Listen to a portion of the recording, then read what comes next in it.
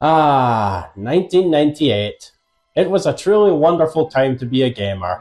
You had games like Resident Evil 2, Oddworld Abe's Exodus, Baldur's Gate, and Crash Bandicoot 3.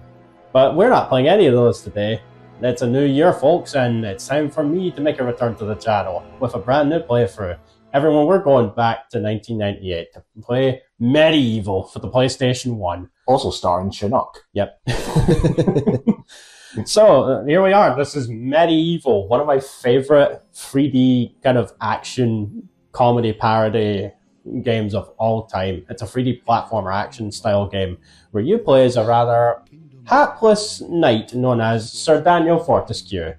So, the gist of the story here is that in the Kingdom of Gallowmare, a sorcerer named Zarok, who is not exactly the most hospitable of people, to say the least, used to be the black mage of the kingdom of King Peregrine, who was the king of Gallowmare. He used to be the black mage of the king, but was banished for performing inhumane experiments with the dead. So he raised an army of monsters to take the realm of Gallowmare for his own. That's when our hero, Sir Daniel Fortesque, comes into play. He led the militia into battle against the unholy horde, struck all those demons down, and supposedly killed Lord Cardok, Zarok's champion, and Zarok himself in mortal combat. However, this is all a complete load of bullshit.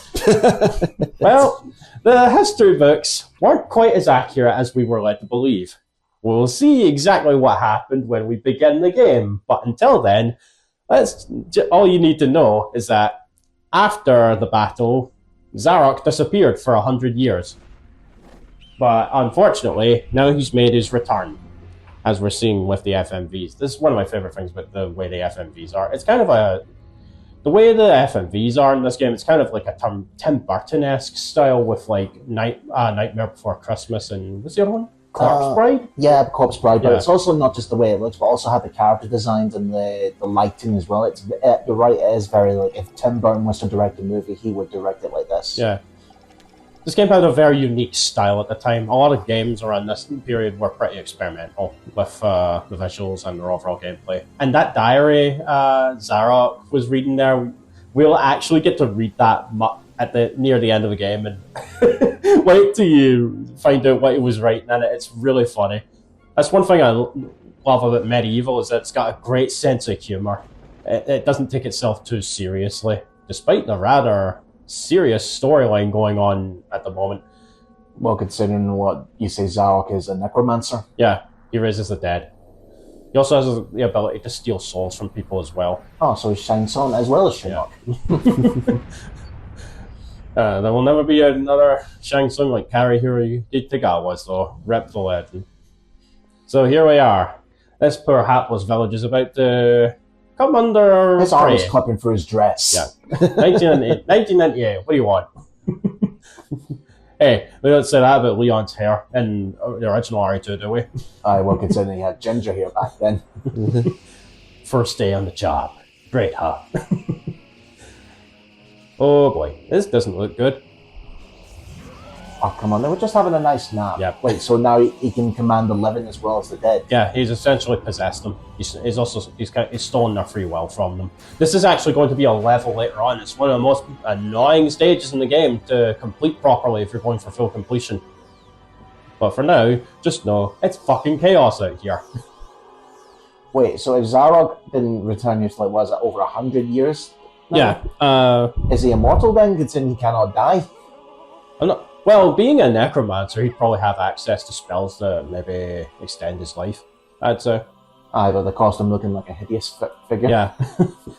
Now, the time period that the Battle of Gallowmare took place in was 1286. This is 100 years after that. So now Zarok is going all around Gallowmare, raising the dead, and trying to build him an army of monsters. And then we invade Raccoon City. Not quite. Same year, right year, wrong game.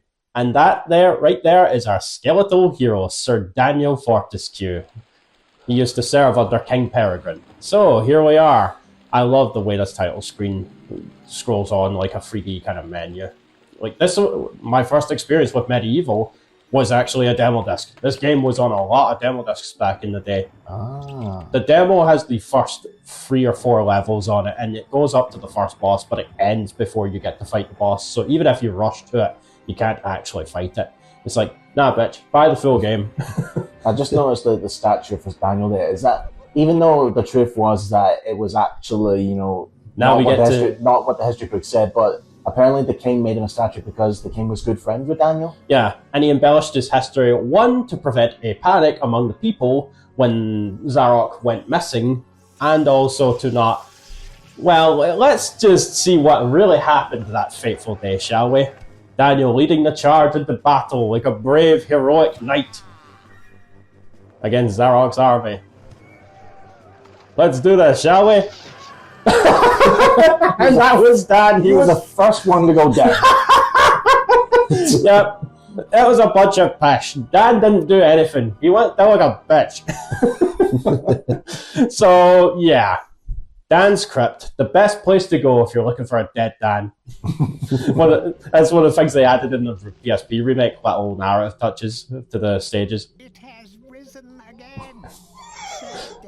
That voice. No, it's the style, the English dialogue dialect in it with. The gargoyles are voiced by Harry Dickman. There aren't that many voices in this game, but what we do have are pretty funny. I love the mouth movements as well. They're like fucking Terrence and Phillip from South Park. There's no like things connected to the jaw. Speaking of jawless, you don't have a jaw, Mr. Daniel. Funny thing, Jason Wilson, the voice of Sir Daniel in this, to record the dialogue, in the recording booth, he put a bucket on his head and gritted his teeth while he was speaking the dialogue. So in the recording booth, he's just got a bucket on his head, gritting his teeth while saying the dialogue like this. So like I've got my teeth saying that, and by imagine that with a bucket on your head. So here we are. We're dead, but not anymore. We've risen from the grave thanks to Zarok. So here we are. This is MediEvil, a 3D action platformer. You must be out of shape after 100 years lying on your back. Use the Crypt to get to grips with your new lease of life. Spoiler alert, I'm going to be reading all of these books across the playthrough. Oh, God. So when did you become such a librarian? Hey, this is one of my favourite games of all time. I'm giving it the love it deserves. Now, the basic gist of this is to... Wait, you can use your arm as a weapon? I show off, watch. If you press X... It's back as a boomerang. This is the weakest weapon in the game, by the way, so don't think it's going to be any real help. To do a power attack, press and hold the square button on the controller for a second or two and then release it. You can't do this with your arm, by the way, so... Now we get our first actual weapon, the small sword. Now, this is the Dan cam vision. If you hold L2 and R2, you'll enter a kind of semi-quasi third/first person mode where you can look around. That's your basic attack. Mash the X button a few times and you'll do a stab attack after 2 slashes. That's the power attack there. If you hold the square button for a few seconds, then let go of it, you can do a powerful attack. Not every weapon in the game has a power attack though. Now what I'm showing off there is the run system. Feel free to have a paddle in the shallow water, but don't be tempted to go for a swim. Buoyancy can be a problem for those of a dead disposition. Aye, because like any other platformer, you will drown. Also, he's wearing armor, which I'm guessing would be pretty heavy back in those days, so... Here's your coin system. You're going to need these. Any treasure that you find will go into your coin score, displayed in the top right of your display. Coins are used to buy items from the greedy merchant gargoyles. The Terrence and Phillip gargoyles, as I like to call them. What are you buying, stranger? Now we get access to the shield. To block attacks, hold the triangle button. It's a little bit janky, as you can kind of see, but as long as you're holding block when an enemy comes into contact with you, the damage will first be taken from the shield before you get hit. See, because Daniel's essentially a skeleton, is that even when he swings his sword, can he just do like hold his sword into one place and then turn his whole upper body with like 360 That's degrees? What he was doing earlier. With his legs stand still. I wonder what this very obviously different coloured wall will be for later. Here's our first ranged weapon, the throwing daggers. These are good for very early on, but you will be replacing that with a better weapon later. Those are your life bottles. Those are your extra lives. By the way, if you die, that's your health bar up there. You have 300 HP per life bottle and overall life bar. Track down Zarok by retracing his diabolical odyssey through Gallowmare. You can spot the exits from an area looking out for his stinking trail of magic slime. And there we are. We've left the crypt. We will. I take it. We'll be back here many, many, many times. We'll be back here once I get a specific weapon later. And here we have the map system. Now the goal is to save the world and kill Zarok. Sounds simple, right? Well, not really. Well, considering you died on the first battlefield. The first arrow. And here is the level that almost everyone who played the demo back in the day would recognize. The graveyard. I love that. Even the graveyard is named after him, Fortesque.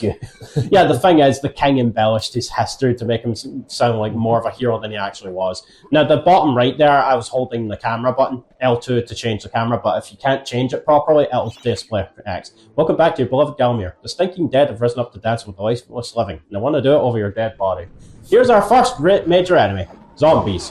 And I'm already getting that. And they're piss easy. Yeah. They even trip on their way over to you sometimes as well. It's really funny. You wish you can kill zombies like that in Resident Evil. Yeah. Where was Dan during the mansion incident? Then again, he probably would have fucking died to a hunter anyway. Now, the goal, as far as I know, you have to get the chalice to 100% by defeating enemies. Then you can collect that chalice before you exit the stage. Yep, the chalice is our MacGuffin for this game, kind of like the gems in Crash Bandicoot. To get it, you need to kill enough enemies in the stage to fill it up to 100%. Then it will become solid and you can complete it. You have to find the chalice in order to collect it. One change I like in the PSP remake, Resurrection, you can actually collect the chalice even before you've filled it up max. But that's one of the only few real improvements it did to the original, honestly. Oh. Don't let zombies get you down. 10 those wins by stepping into this fountain of rejuvenation. Now, these fountains will refill your health, but if you keep getting your ass beat up in a level and you use it up, it will dry up and disappear. So it's like the opposite to like Mario's Super Guide. But the thing is, it'll respawn you can replay levels after you've beaten them, and you can come back and use it later. One of the things I hate about MediEvil 2, if you use up a fountain of rejuvenation, it permanently disappears. Wait, I just saw that. Was that the thing on the ground that was from Wednesday? Is that a hand? Oh yeah, the hands. We'll get a hammer weapon later on, and you can crush the hands for one single coin. MediEvil 2 actually turns the hands into a pretty funny mechanic, where Dan can put his head on them and move around with it. You know how those hands running on the floor? Yeah. I'll just say, in the Red War episode Terraform, Crane had to remove his hand, cut off his hand, remove part of the middle finger, and then he takes out one of his eyes and makes a little tarantula. And he had to make the hand go find Lester.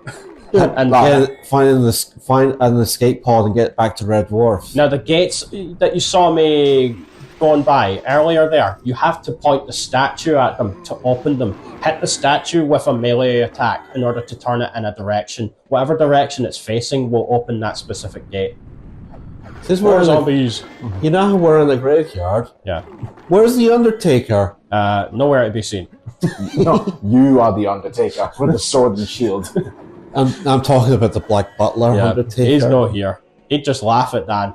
Honestly, everyone sees Dan as a joke at this point.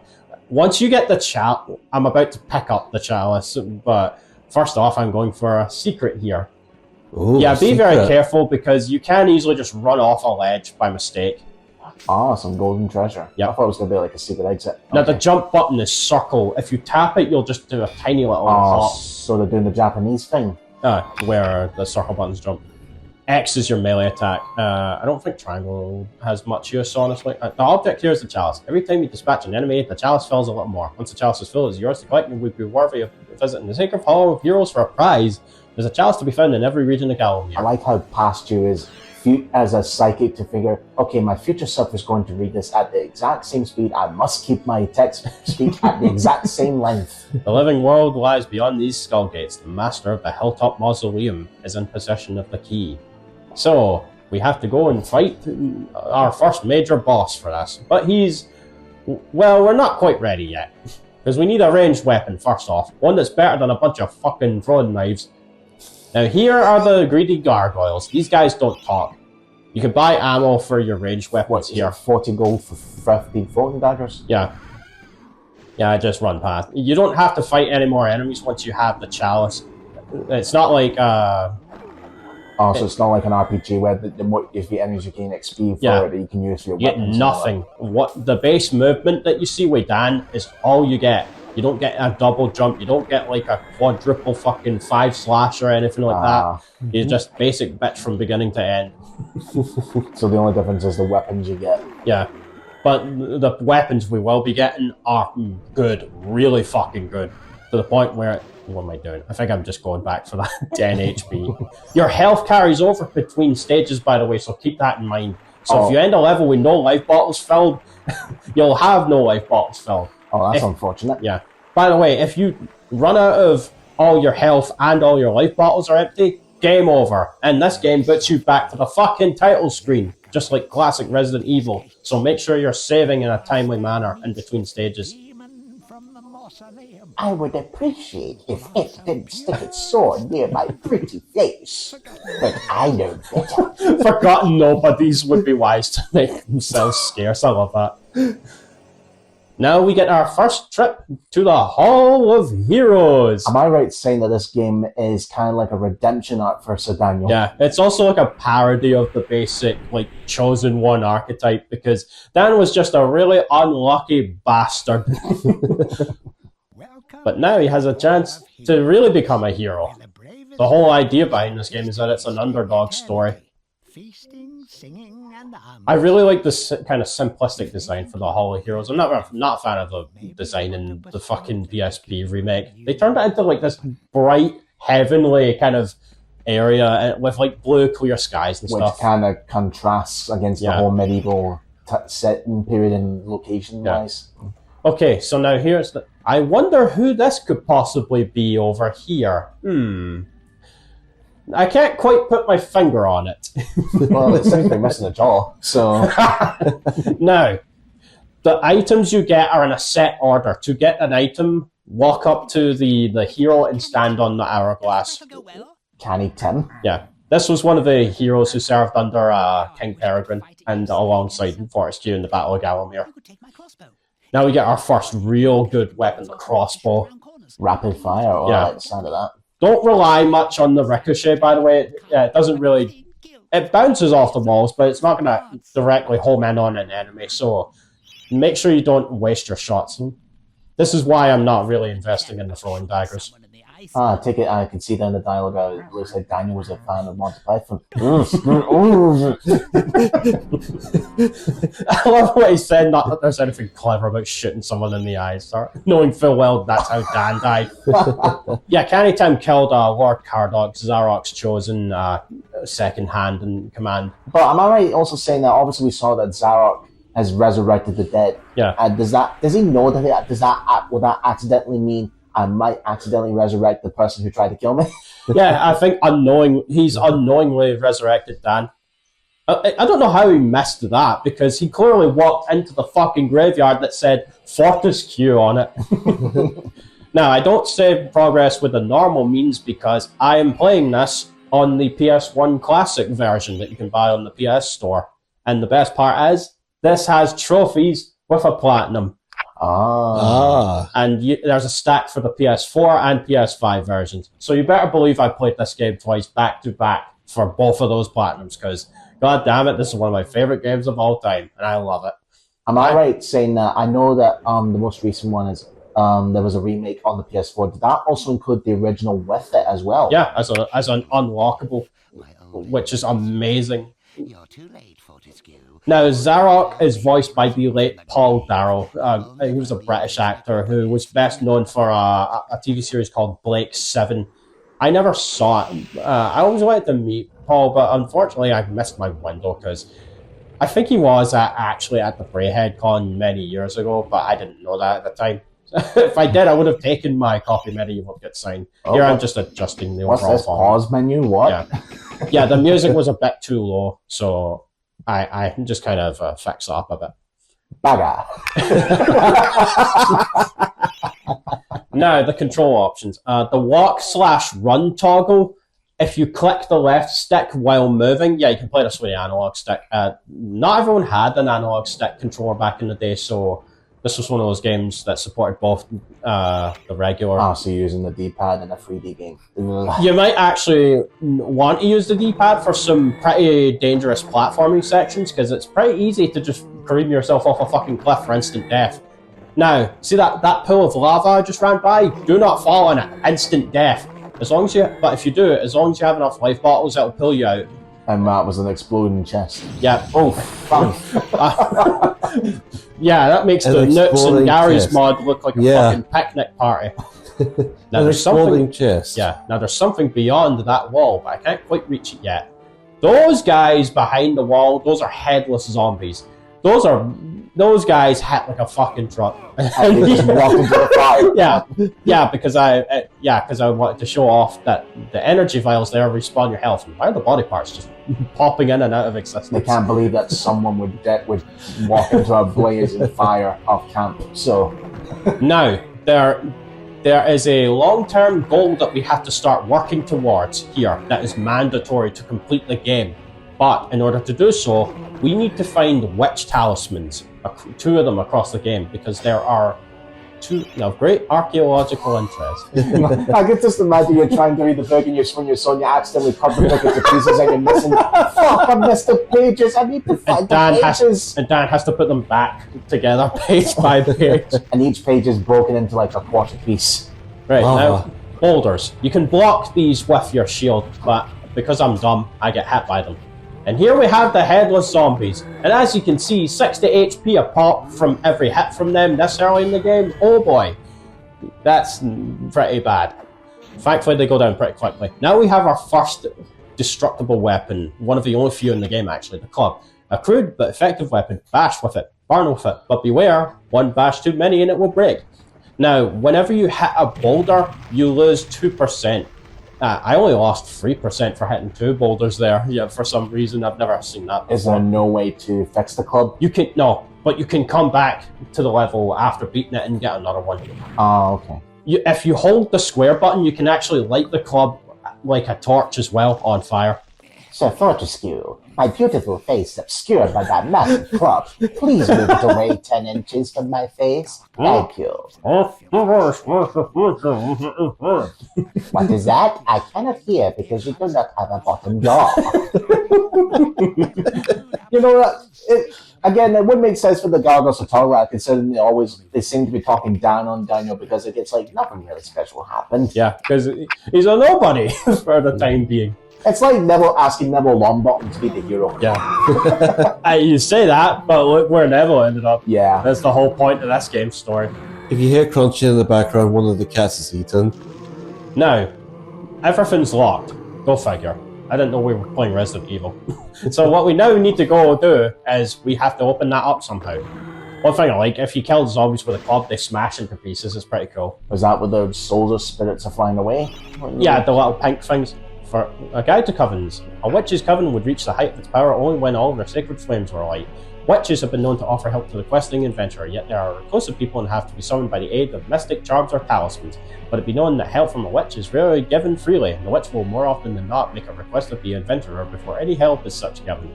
If seeking to summon a witch, remember they are quite territorial. Any signs of previous witch activity in an area is a good indication that there is a witch. Now, what you have to do here, you have to hold the square button to have Daniel reach out with the torch to light it. Thankfully, I actually got the torch to light up pretty quickly this time, because sometimes the hit detection on trying to light it can be an absolute fucking nightmare. See, when you're whacking enemies with the club lit, does that also add additional damage? The club just does. All weapons do a set amount of damage. They don't, like, some are clearly stronger than others. You might want to heal. Yeah. I can't. I can only pick up energy files or use the green fountains. Also, there's no way you can't access one of the balls and use it manually like an inventory. Yeah. Now we have the witch talisman. This is the item that we need to summon one of 2 witches that we will find across the game. Because the thing is, there is an impassable wall of fire we will get to in one of the mandatory stages, and there is a set of armor that you need in order to get through it. If you don't get it, you need to exit the level and go find it. And the way you get the armor is you need to complete 2 requests from the 2 witches across the game to get 2 dragon gems total.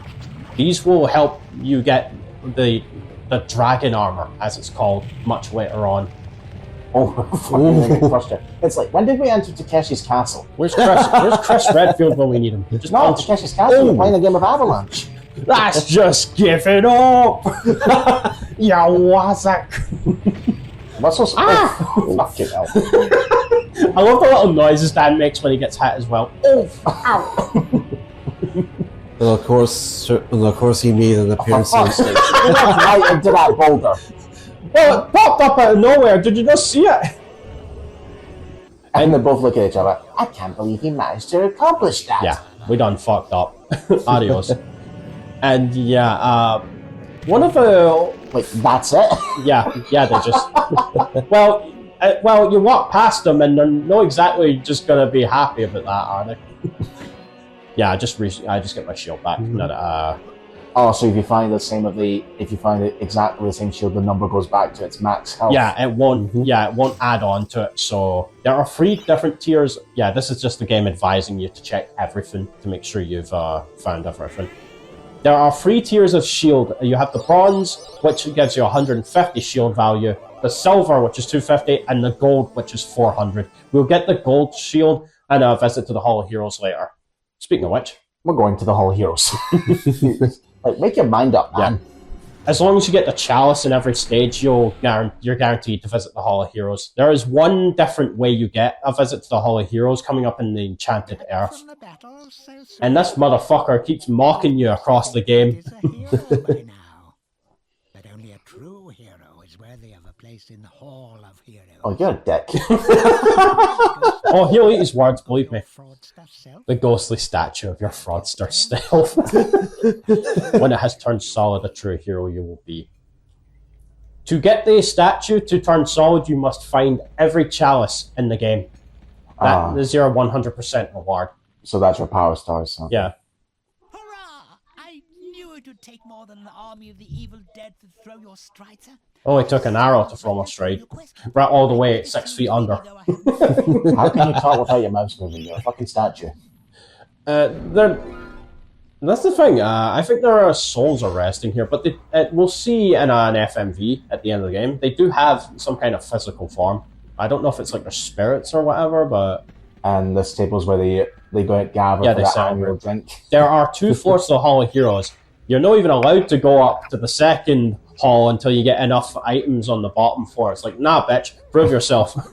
See? Aye, the stairs are transparent. Get good, nope. You ain't good enough yet to go to the second floor. So there we are. That's our second visit to the Hall of Heroes. I love dance and running animation as well. It's a very good thing. Also, if you're jumping from a high height, his neck like outstretches as well. It's pretty funny because he's like falling a pretty high height. Well, considering we already saw earlier that he can use his bones as weapons, I'm hoping there's a move where you can take his head off and throw it to them like a headbutt, kind of like Triborg in Mortal Kombat X. Oh, the smoke version, who was the most broken character in the game. But yeah, this is the beginning of our journey through Gallowmare, folks. Stay tuned, because there are more hilarious shenanigans yet to come. So we've gone from Hell's Kitchen to the medieval times. Don't mention that kitchen again! Yeah.